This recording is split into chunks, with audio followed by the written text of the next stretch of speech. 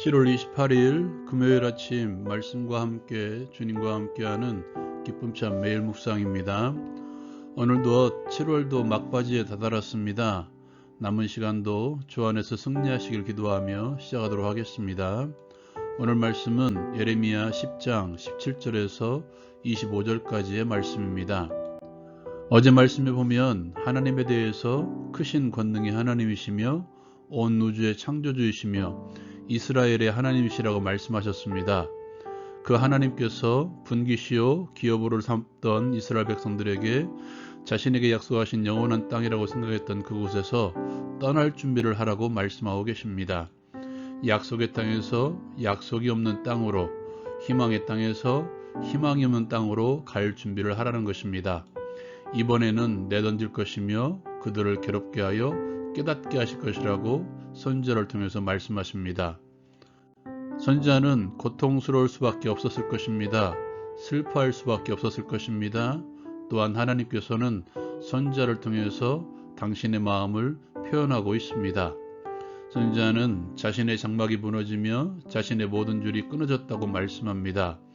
이스라엘의 아픔을 자신의 것으로 승화하고 있습니다. 하나님께서는 선지자를 통해서 자신의 아픔을 드러내고 있습니다. 문제는 무너진 장막과 휘장을 칠 자가 없다는 것이 더 큰 슬픔이었습니다. 왜냐하면 이스라엘을 세워나갈 목자들이 어리석어 하나님을 찾지 않기 때문입니다. 그들은 형통하지 못할 것입니다. 그리고 모든 양떼는 흩어질 것입니다. 선지자는 다시 한번 외칩니다. 북쪽에서부터 크게 떠드는 소리가 들릴 것이다.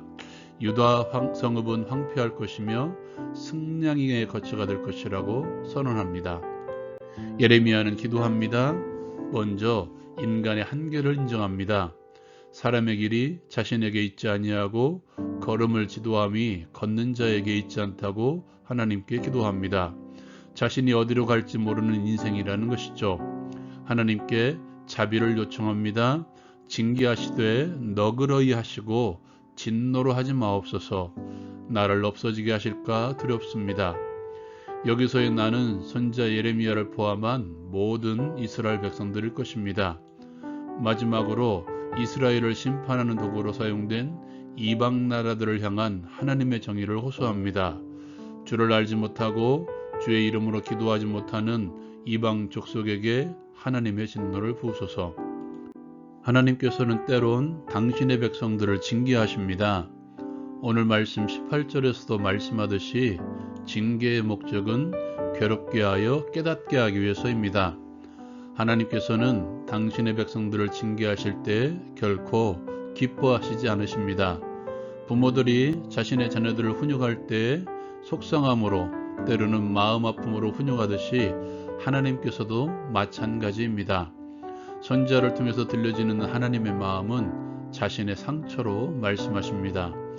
이스라엘 백성들이 당하는 심판의 형벌들을 자신의 상처로, 그것도 중한 상처라고 말씀하고 계십니다. 저와 여러분이 잘못된 삶으로 인해서 하나님의 징계 가운데 있을 때에도 하나님께서는 아파하십니다. 마치 당신이 당하시는 것처럼 우리를 위해서 아파하십니다. 하나님뿐만 아닙니다. 여러분을 지도하는 자들도 마찬가지일 것입니다. 내가 징계 가운데 있어 힘들고 어려운 순간에 마음 아파하는 목사님들, 멘토들이 있음을 기억하십시오. 우리는 역으로 징계를 당할 때 기뻐해야 합니다. 나와 함께 마음을 같이 하는 지도자들이 있음을 기억하며 기뻐합시다.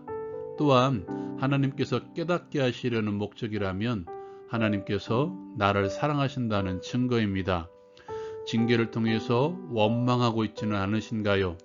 징계는 또 다른 하나님의 사랑임을 기억하고 회복할 수 있어야 됩니다.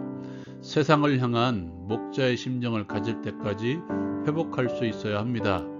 세상을 향한 목자는 하나님을 찾는 자들입니다. 징계를 통해서 다시 한번 하나님밖에 없음을 깨닫고 다시 하나님을 찾는 자들이 됩시다. 우리를 부르신 목적처럼 세상을 향한 목자의 심정을 회복합시다. 하나 더 나누고 싶은 것은 하나님의 마음으로 기도하는 법입니다. 오늘 예레미야의 기도를 통해서 볼 수 있습니다. 먼저 하나님의 주권을 인정합니다. 예레미야는 사람의 길이 자신에게 있지 아니함을 기도하죠. 하나님께 있다는 것입니다. 사람이 자기의 길을 계획할지라도 그 걸음을 인도하시는 분은 하나님이십니다.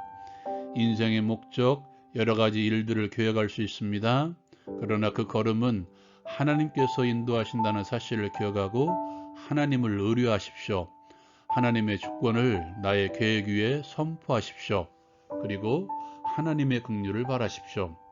하나님께서 불쌍히 여기실 때에 역사가 일어납니다. 내 기도의 능력이 아닙니다. 무조건 하나님의 긍휼에 호소하십시오. 하나님만이 역사를 바꿀 수 있습니다. 세 번째로 하나님의 정의에 호소하십시오. 예레미야는 주를 알지 못하는 이방 사람과 주의 이름으로 기도하지 않은 족속들에게 분노를 부어달라고 기도합니다. 이 말씀을 잘 기억해 보십시오. 교회에 다녀도 주를 알지 못하고 주의 이름으로 기도하지 아니하면 그는 이방 사람입니다. 주를 알지 못하고 주의 이름으로 기도하지 않는 이스라엘 백성들을 심판하셨듯이 그러한 모든 이들을 하나님께서는 심판하실 것입니다. 이 모든 것을 종합해 보면 나 중심의 기도가 아닌 하나님 중심의 기도입니다. 이것이 하나님의 마음으로 기도하는 것입니다. 오늘 말씀을 기억하며 이렇게 살기를 함께 기도합시다. 하나님의 징계를 기쁘게 여기며 징계를 통해서 삶이 회복되게 하소서. 하나님의 마음으로 하나님의 주권을 인정하며 하나님의 긍휼을 구하고 하나님의 정의를 구하게 하소서. 오늘도 승리하시길 기도합니다.